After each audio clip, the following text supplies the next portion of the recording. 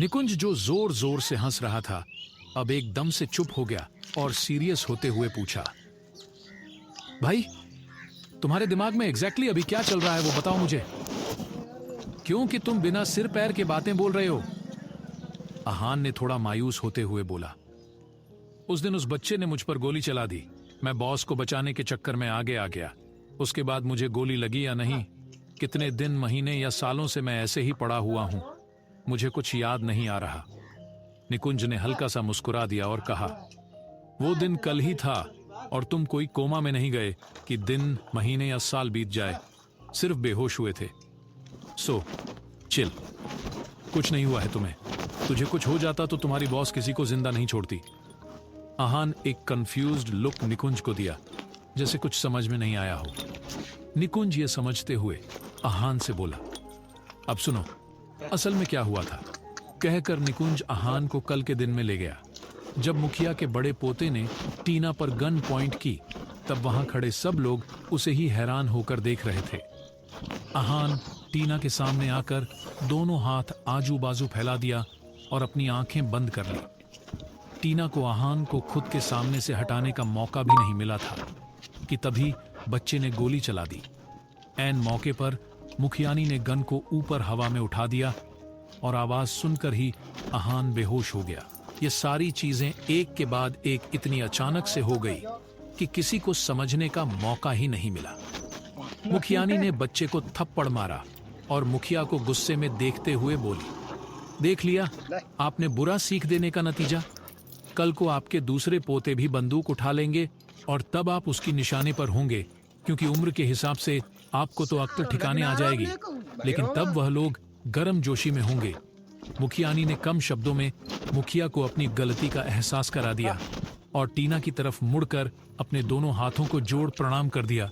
तो टीना ने उनसे हाथ जोड़ते हुए बोली, हमने अपना वादा पूरा किया और अब आप अपने बहुओं को, अपने पोते पोतियों को और खुद को सुरक्षित रखने की जिम्मेदारी आपकी। चलती हूं। वहां से निकल बेहोश आहान को अपने कार में डाल पंचायत ऑफिस पहुंच गई। वहां गांव के सभी लोग उसका आने का इंतजार कर रहे थे। जब टीना अपनी कार से नीचे उतरी तो दूसरे रास्ते से दो बस उसी पंचायत ऑफिस की तरफ आ रहे थे। गांव के लोग टीना को छोड़ उस तरफ बढ़ चले। बस में से पहले कुछ औरतें उतरी और बाद में सारी लड़कियां। कुछ का हुलिया ठीक नहीं था तो कुछ अच्छी हालत में थे। गांव के सभी माँ बाप अपनी खुद की बेटियों को गले लगाकर उनकी हालत के बारे में पूछताछ कर कुछ याद आते ही टीना की तरफ देख सब लोग अपने हाथ जोड़ साष्टांग प्रणाम करने लगे। टीना ने उन्हें मना करते हुए वहां से थोड़ी ऊंची जमीन पर खड़ी होकर बोली, नहीं, आप लोग मुझे इतना महान मत बनाइए, बस इसके बदले मुझे आशीर्वाद दीजिए। अब अगर आप लोग अपनी जगह पर बैठेंगे तो मैं कुछ कहना चाहूंगी।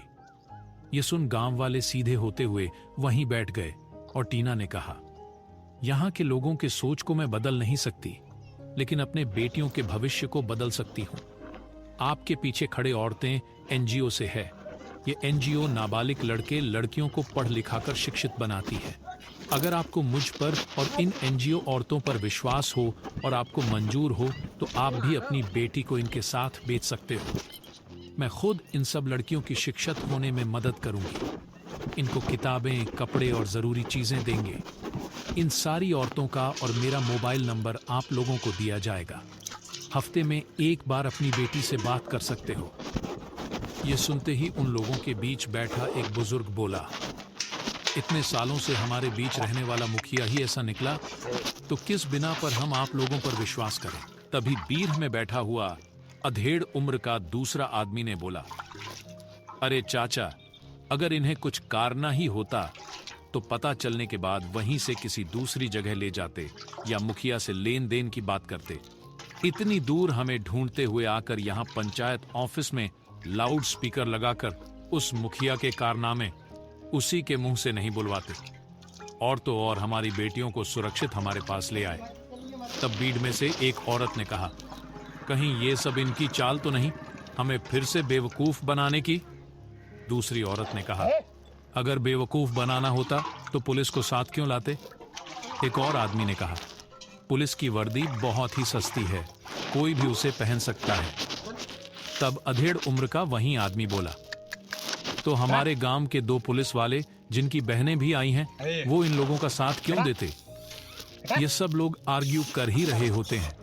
वहीं टीना चुपचाप अपनी जगह पर खड़ी रहकर ये सारी बातें बड़ी मजे से सुन रही होती है। अब तक सब लोग एक फैसले पर कायम रहते हुए बुजुर्ग आदमी ने बोला, हम आप पर विश्वास तभी करेंगे जब आप हमारी एक शर्त मानेंगे, और वह शर्त यह है कि आप लोग हम में से कुछ लोगों को बच्चों से महीने में 1 बार मिलने देंगी। टीना ने मुस्कुराते हुए कहा, मंजूर है, क्योंकि वह आपका अधिकार है। हर महीने 1 बस आएगा इस गांव में, आप में से कुछ लोग बच्चों को देखने आ सकते हैं। यह सिलसिला हर महीना चलेगा। एक और बात, आप लोगों के बेटियों के बारे में मुझे इस औरत ने बताया, और इन सबको बचाने में मुझसे भी ज्यादा इनकी भूमिका रही है। कहते हुए टीना ने उन एनजीओ औरतों के बीच खड़ी शैलजा को इशारे से अपने पास बुलाया। उसके कंधे पकड़ सबके सामने करते हुए कहा, इनका नाम शैलजा है और ये एक वेश्या है। ये सुनते ही सब लोग अपने मुंह बिचकाने और नजरें फेरने लगे, तो टीना ने उनकी रिएक्शन पढ़कर बोली, आपकी बेटियां भी हमें वहीं से मिली हैं। अगर इनकी अच्छी मंशा नहीं होती तो आप लोगों को और मुझे यह कभी पता नहीं चलता। सब लोगों ने ताली बजाई और टीना का और शैलजा का शुक्रिया अदा किया। टीना तुरंत अपनी फ्लाइट के लिए निकल गई। उतरते ही टीना ने आहान को निकुंज के घर पर ट्रीटमेंट दिलाया और रात भर उसकी देखभाल भी की। निकुंज अब आहान के कंधे को थपथपाया और कहा, सुबह से जो हो रहा है वो तो तुम्हें पता ही है, और वैसे भी दुनिया की सभी लड़कियां मर जाए और सिर्फ टीना ही मेरा ऑप्शन हो तो भी मैं उससे शादी नहीं करता। पहले जब हम लोग दोस्त बने थे तब बहुत स्वीट थी, झूठ नहीं बोलूंगा, मैं उसे बहुत पसंद भी करता था, लेकिन पढ़ाई के लिए अब्रॉड जाने से पहले से ही कोई और बन गई। तब से मैं उससे दूर रहता हूँ। तभी उनके डोर पर नॉक हुआ और टीना अंदर आई। उसे देख आहान अचानक से अपनी जगह से उठकर उसे एक झटके से गले लगा लिया। टीना शॉक हो गई, लेकिन दूसरे ही पल खुद को संभाल लिया। निकुंज ने पीछे से आहान के पीठ को थपथपाया और वहां से जाते हुए बोला, कंटिन्यू। जब निकुंज कमरे से बाहर निकला, टीना ने बिना भाव के पूछा, क्या मतलब है इसका? आहान उसे हल्के से छोड़ते हुए बोला, एक पल के लिए लगा कि मैंने तुम्हें खो दिया। थैंक गॉड, जो मैंने सोचा वह सब नहीं हुआ। टीना ने पूछा, आपका क्या रिश्ता है मुझसे? क्यों आप मेरे लिए परेशान हो रहे हो? आहान झूठा गुस्सा दिलाते हुए उसके सामने से पीछे आया और अपनी बाहों में टीना को लेते हुए कहा, उस रात के बाद हम दोनों एक दूसरे के लिए क्या मायने रखते हैं, ये भी मुझे तुम्हें सिखाना पड़ेगा। टीना कुछ याद करने की नाटक करते हुए बोली, कौन सी रात? कौन सी रात? हाँ, याद आया, परसों रात की बात कर रहे हो ना? तो सुनो, जब मैं कमरे में आई आप पूरा नशे में थे और आपने मेरी खूबसूरती की तारीफ की तो मैं बहकावे में आकर आपको किस कर लिया, लेकिन उसके बाद आप जोर जोर से मेघा का नाम चिल्लाने लगे। मैं आपको छोड़ दूसरी तरफ मुंह करके सो गई, लेकिन सुबह जब मैंने आंखें खोला तो तुम बिना कपड़ों के चादर में लिपटकर सो रही थी। और मैं भी? आहान ने असमंजस में पूछा। टीना ने फिर से कुछ याद करते हुए कहा, उस रात मेरे सोने के बाद आपकी जोर जोर से आवाजें आने लगी। मैंने उठकर देखा तो आप बेड पर ही उल्टियां कर रहे थे। तो मैंने हाउसकीपिंग को कॉल करके मैनेजर को बुलाया, तो उन लोगों ने आपके कपड़े उतार कर नहला दिया और बेडशीट्स भी बदल दिया। मैंने खुद के कपड़े भी वॉशिंग के लिए दिए और दूसरे कपड़े ना होने के कारण मुझे ऐसे ही सोना पड़ा। आहान ने अब मैनेजर की बात याद की और खुद से बोला, मुझे अब समझ आया कि मैनेजर ने वो सब बातें क्यों कहा। इस औरत ने मुझे बाजार में नंगा खड़ा कर दिया। डायन, इसका मतलब जो फीलिंग्स मैंने इतने दिनों में इस पर डेवलप किया वो सब फेक है। क्या इस औरत के दिल में कभी मुझे लेकर कोई फीलिंग्स नहीं थी? टीना आहान के चेहरे पर आते जाते भाव देखते हुए समझ गई कि वह क्या सोच रहा था। इसीलिए उसने कहा, अब यहां मेरी फीलिंग्स मैटर नहीं करते हैं, बल्कि आपकी फीलिंग्स मैटर करते हैं। अगर मेरे अंदर आपकी कोई कदर नहीं होती तो उस रात आपके नशे का फायदा उठा लिया होता, लेकिन नहीं। मैं चाहती थी कि आप खुद से मेरे पास आए और न कि नशे में या एक ड्यूटी की तरह। आहान ने कहा, जब हम दोनों के बीच प्यार ही नहीं है तो आप पर मुझे फीलिंग्स कैसे आ सकते हैं और कैसे आपके साथ वो सब करूं? ये सुन टीना ने आहान से बात बदलते हुए कहा, कोई फायदा नहीं है अब ये बहस का। आपको अपने पापा से मिलने जाना है। ऑपरेशन के बाद आप उनसे मिलने नहीं गए। आपके पापा और भाई दोनों ही आपके लिए परेशान हो रहे होंगे। चलिए तैयार हो जाइए, मैं आपको हॉस्पिटल छोड़कर घर जाऊंगी। वैसे भी आज संडे है तो अपने घर वालों के साथ एंजॉय कीजिए। कह टीना कमरे से बाहर निकल गई। आहान थोड़ी देर ऐसे ही खड़ा रहा और अगले ही पल अपने पापा को याद कर वह तैयार होने चला गया। टीना चाहती तो सब कुछ आहान से छुपाकर उसे उसी उधेड़बुन में रहने दे सकती थी, लेकिन वह उसे चीट नहीं करना चाहती थी। वह नहीं चाहती थी कि आहान उस पर कोई उम्मीद रखे। इसी वजह से उसने आहान को सब सच बता दिया। आहान तैयार होकर नीचे आ गया और थोड़ी देर निकुंज के घर वालों से बात करके टीना के साथ टीना की कार में निकल गया। रास्ते भर टीना और आहान दोनों ही एक दूसरे से ना ही नजरें मिलाई और ना ही कुछ भी बात किया। इतने में हॉस्पिटल आ गया तो आहान कार से उतर गया और टीना तुरंत ही एक भी पल बिना गवाए वहां से निकल गई। आहान टीना की कार को ऐसे जाते देख मन में बोला, माना कि उस रात कुछ नहीं हुआ, लेकिन बात तो कर सकती है ना, कोई वर्क से रिलेटेड ही। दूसरे ही पल पीछे पलटकर हॉस्पिटल की तरफ देख अंदर चला गया। टीना जब घर पहुंची उसे बहुत रोना आ रहा था। तभी उसे सामने से राधा को किचन की तरफ जाते देख जल्दी से उसके पास जाकर उसकी गले लग गई और जोर जोर से रोने लगी। यह देख राधा को कुछ समझ नहीं आता और कुछ पूछने वाली होती है कि कुछ सोचकर वह रुक जाती है और हल्के से उसके पीठ को सहलाते हुए ही उसे सामने वाले सोफे पर बिठाई। टीना थोड़ी देर बाद शांत हो गई और वैसे ही राधा के गोद में सिर रख कुछ सोचते हुए सो जाती है। राधा उसे बिना डिस्टर्ब किए सब नौकरों को बिना आवाज के चले जाने के लिए कहती हैं और हेड शेफ को खाने में टीना की मनपसंद खीर बनाने के लिए कहती हैं। इधर आहान अपने पापा के हालचाल जानने के बाद सुहेल और रियाज के पास भी मिलने जाता है तो उसे वहां मायरा दिख जाती है। आज संडे होने की वजह से मायरा रियाज और सुहेल दोनों से मिलने के लिए उनका पसंदीदा खाना भी लेकर आई थी। थोड़ी देर उन लोगों की हंसी मजाक चलने के बाद आहान वहां से चला जाता है और बिना अपने पापा के वार्ड में आए वह कुछ देर अकेले रहने के लिए गार्डन एरिया की तरफ बढ़ जाता है। दोपहर का समय होने की वजह से वह ज्यादा लोग नहीं थे, इसीलिए वह कुछ देर शांति से बैठ कुछ सोचने लगा। टीना के साथ हुए उसके सारी बातें और मीटिंग्स की एक झलक उसकी आंखों के सामने फ्लैश हो रहे थे। कुछ चीजों पर उसे हंसी आ रही थी तो वहीं कुछ चीजों पर गुस्सा। तभी पीछे से किसी ने उसे आवाज दिया। यह जानी पहचानी आवाज सुन और इज्जत की तौर पे वह अपनी जगह खड़ा होकर पीछे पलटकर नमस्ते करते हुए बोला, नमस्ते आंटी, बहुत दिन हो गए आपको देखकर। अब आपकी कैसी तबीयत है? आहान को अपने माँ से नॉर्मल टोन में बात करते देख उनके बाजू में खड़ी मेघा मन ही मन बहुत खुश हो रही थी। मेघा की माँ ने कहा, हाँ बेटा, तबीयत कुछ ठीक नहीं रहती आजकल, इसीलिए मैं तुम लोगों से मिलने नहीं आ पाई, लेकिन हर वक्त तुम लोगों के बारे में ही सोचती रहती हूँ कि तुम लोग कैसे काम पर जाते हुए ही अपने पापा का ख्याल रखते होंगे। इसी बारे में बात करने के लिए तुम्हारे मोबाइल पर कॉल किया तो बंद बता रहा था, और जब विहान को कॉल किया तो पता चला कि परसों तुम्हारे पापा का ऑपरेशन हुआ था, इसीलिए आज उनसे मिलने आ गए। आहान ने कहा, कोई बात नहीं आंटी, विहान वैसे भी जॉब छोड़ दिया है और फिलहाल वहीं पापा की देखभाल कर रहा है। जिस रात पापा की तबीयत बिगड़ गई उसी रात मेरा मोबाइल, वॉलेट और बाइक चोरी हो गया। ये सुन जैसे मेघा को मौका मिला और वह तुरंत बोली, जब से तुम उस कंपनी में ज्वाइन किया तब से ही तुम लोगों के साथ कुछ ना कुछ हो रहा है। पहले तुम्हारे पापा की तबीयत बिगड़ गई, तुम्हारा सामान चोरी हो गया और विहान की जॉब चली गई। मेघा, जब से आहान की ऑफिस हो आई है तभी से दोनों लड़कियां मायरा और टीना उसकी आंखों में खटक रही थीं। खासकर टीना, जो कुछ ज्यादा ही खूबसूरत थी और आहान की सेक्रेटरी भी थी। अब आहान मेघा को क्या जवाब देगा? टीना किस बात पर दुखी हुई? जानने के लिए सुनते रहिए।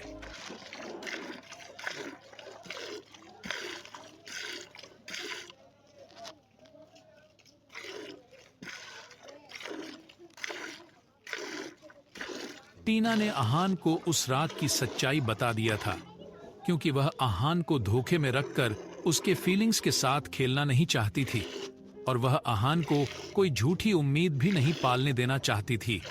दूसरी तरफ आहान यह सब सुनकर जैसे उसके दिल को ठेस पहुंची थी और वह उसी हाल में हॉस्पिटल पहुंचा। अपने पापा से मिलने के बाद आहान गार्डन में कुछ अकेले पल बिताने चला जाता है। वहां उसे मेघा और उसकी मां मिल जाते हैं। मेघा आहान से अपनी जॉब छोड़ने की बात करती हैं, तो वह अपनी गुस्से को मेघा के मां के सामने न दिखाते हुए बोला, यह जॉब मेरे लिए मानुस नहीं है, बल्कि बहुत ही अच्छी साबित हुई। यह बात सुन मेघा असमंजस में देख रही थी। तभी आहान अपनी बात आगे बढ़ाते हुए कहा, इस जॉब में ज्वाइन होने के बाद मेरे सबसे अच्छे दोस्त की बेवफाई पता चली, वरना मैं तो उस पर जिंदगी भर के लिए भरोसा ही करता रहता। चलो बेटा, भगवान का लाख लाख शुक्र है कि उस धोखेबाज से तुझे बचा लिया। ये बात मेघा की मां ने ऐसे ही कह दिया था, बिना ये जाने कि आहान वह सब उनकी बेटी मेघा के लिए कह रहा है।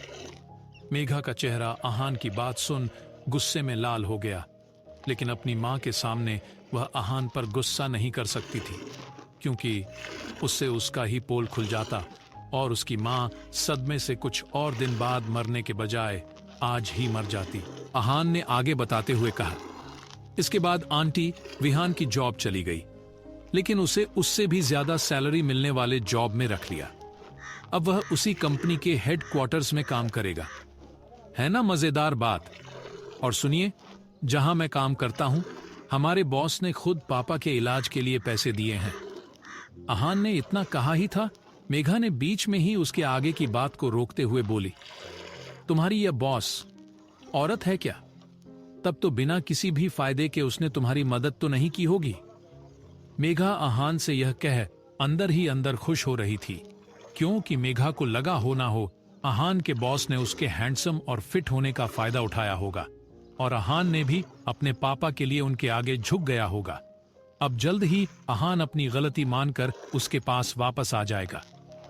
आहान मेघा के बात का जवाब देने वाला ही होता है। तभी मेघा की मां झूठा गुस्सा दिखाते हुए बोली, अब बस करो तुम दोनों। पहले तो एक दूसरे की बात पर हां में हां मिलाते थे, लेकिन कुछ दिनों से दोनों ही कुत्ते बिल्ली की तरह लड़ते रहते हो। पता नहीं हो क्या गया है तुम लोगों को। अब अंदर चलो।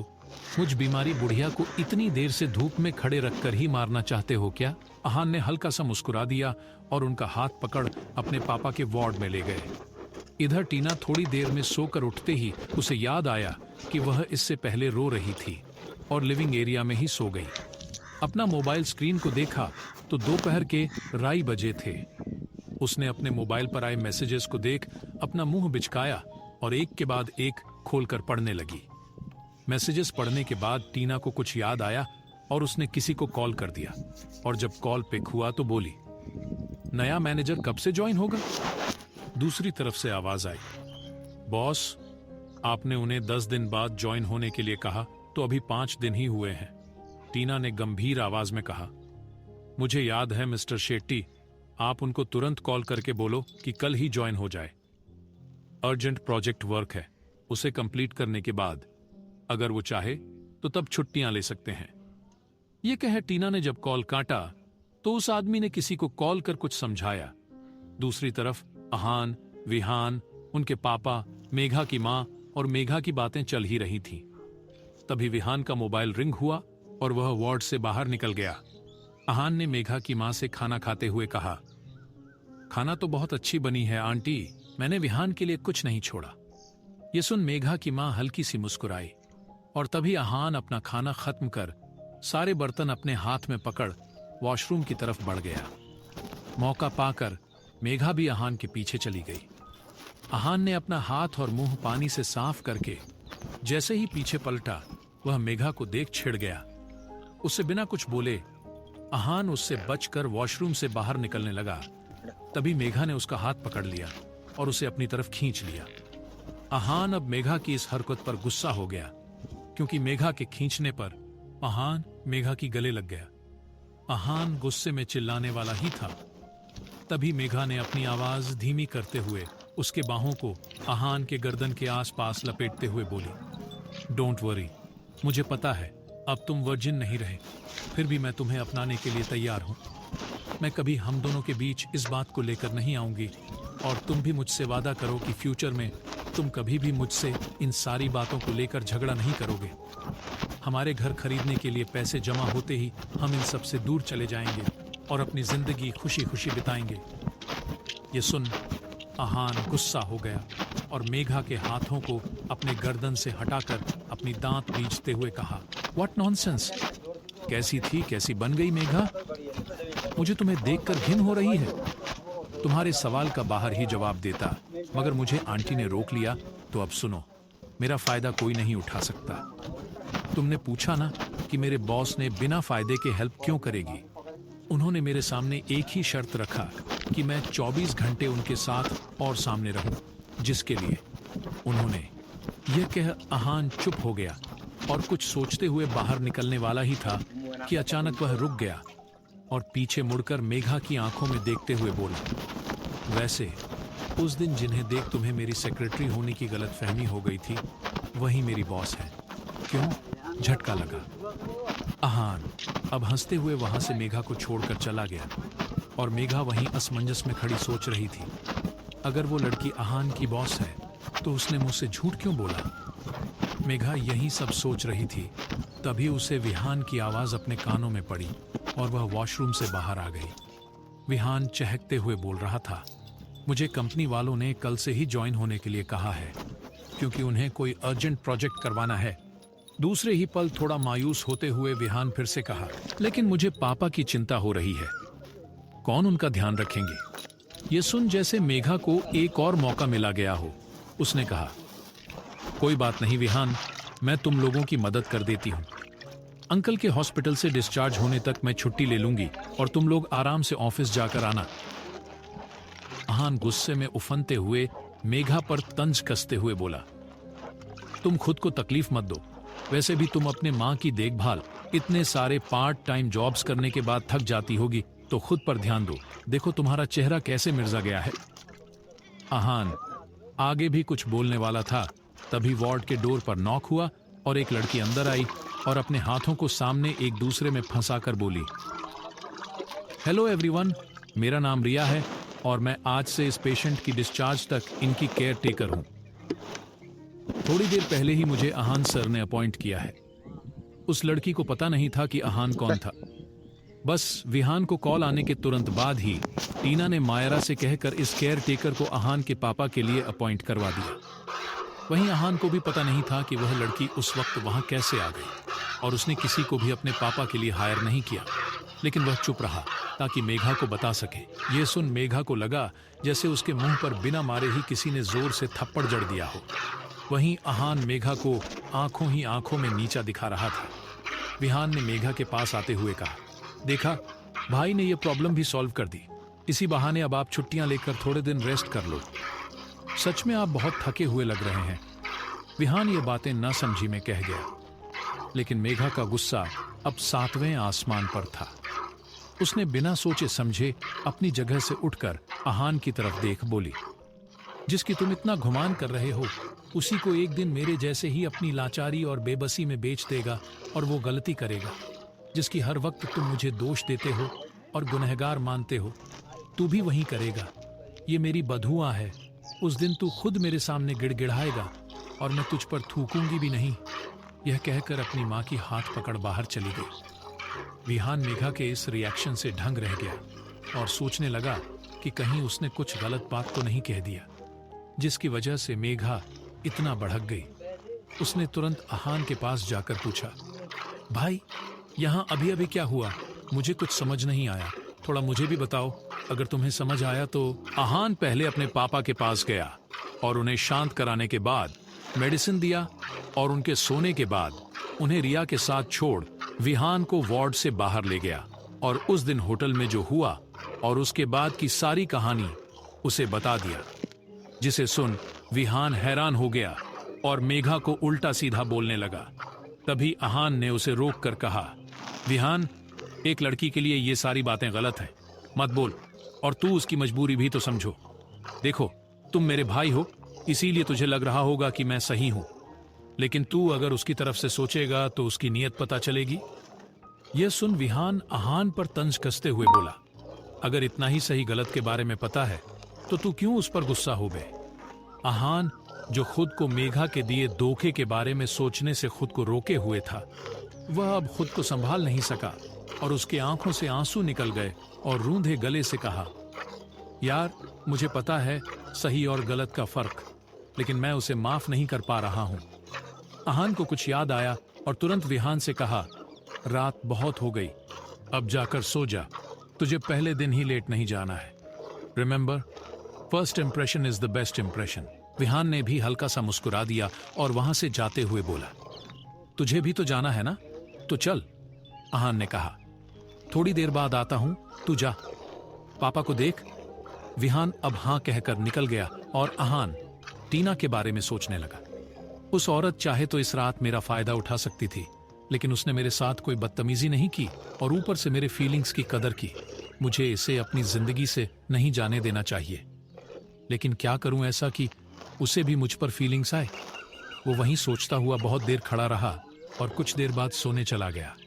सुबह हो गई और टीना तैयार होकर मायरा को कॉल किया और जल्दी ऑफिस निकल गई, क्योंकि उसका फॉरेन डेलीगेट्स के साथ मीटिंग थी और उस मीटिंग मिस होना वह अफोर्ड नहीं कर सकती थी।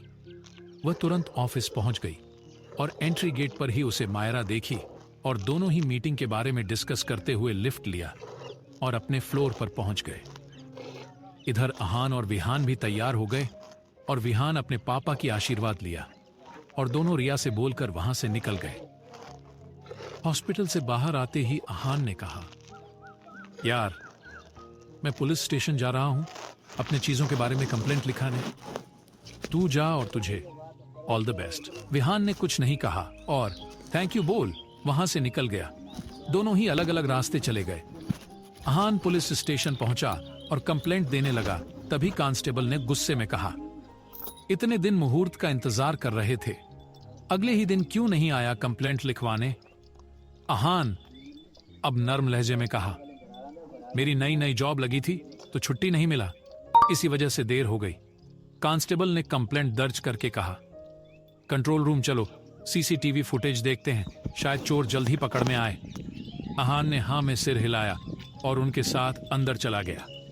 कांस्टेबल ने डेट और टाइम बताया और तुरंत ही उस गली के 2 गली छोड़कर जो जंक्शन था वहां की फुटेज दिखी तो सब लोग उसकी तरफ गौर से देखने लगे। पहले आहान पूरे बाइक्स पर कंसंट्रेट कर रहा था कि तभी उसे हू बहू अपने बाइक जैसा ही बाइक दिखा तो वह वीडियो पॉज करने के लिए बोला और वीडियो की तरफ दिखाते हुए कहा, सर ये रहा मेरा बाइक, लेकिन इस पर तो दूसरा नंबर प्लेट है, कैसे कह सकते हो कि यह तुम्हारा है? कांस्टेबल ने सख्त लहजे में कहा। तभी आहान बाइक के पीछे नंबर प्लेट के ऊपर जो अपने माँ पापा के नाम थे उस पर उंगली रखते हुए बोला, सर ये मेरे माँ पापा के नाम है और पेट्रोल टैंक के ऊपर जो शब्द है उनमें से एक अक्षर मिसिंग होगा, जैसे कि मैंने अपने कंप्लेंट में लिखा। कांस्टेबल ने परेशान होते हुए कहा, इसका मतलब ये लोग वहां से हर रोज किसी ना किसी की बाइक चोरी करते होंगे, वरना इतनी होमवर्क करके नहीं आते। ठीक है तुम जाओ, वह लोग मिलने के बाद तुम्हें इन्फॉर्म कर दूंगा, तुम्हें आना होगा। इतने में कांस्टेबल ने आहान को पीछे से रोकते हुए पूछा, तुमने तो कहा उस रास्ते पर कोई दारू का अड्डा है, लेकिन उस रास्ते से तो एक लड़की बाहर आ रही है। सच बोल, उस रात तू दारू पीने ही गया या किसी धंधे वाली के पास, वरना झूठ बोलने के जुर्म में तुझे अंदर डाल दूंगा। आहान ये सुन कांस्टेबल को असमंजस में देखा तो कांस्टेबल ने फुटेज की तरफ इशारा किया। आहान ने देखा कि उस रास्ते से टीना चलते हुए बाहर निकल कर आई और कार में बैठकर निकल गई। आहान यह देख खुश हुआ, लेकिन अगले ही पल कंफ्यूज होते हुए उस फुटेज को एक बार फिर चलाने के लिए कहा। इस बार आहान ने टीना के कार की आने जाने वाली टाइमिंग्स पर ध्यान दिया। वह खुश हो गया कि टीना तब से उसके लिए परेशान हो रही थी जब वह एक दूसरे के बारे में अच्छे से ना जानते हो। अब क्या करेगा आहान, जानने के लिए सुनते रहिए। इस सीरीज के नए एपिसोड जल्द ही आ रहे हैं, तो बनी रहिए हमारे साथ। था। वो तेज रफ्तार में आगे बढ़ता गया और अंदरूनी शक्ति से तिलस्मी जानवरों का पता लगाकर बचते बचाते घने कोहरे में जाता गया। ध्रुव इसी तरह अगले घंटे भर तक आगे बढ़ता रहा, जिसके बाद उसकी रफ्तार थोड़ी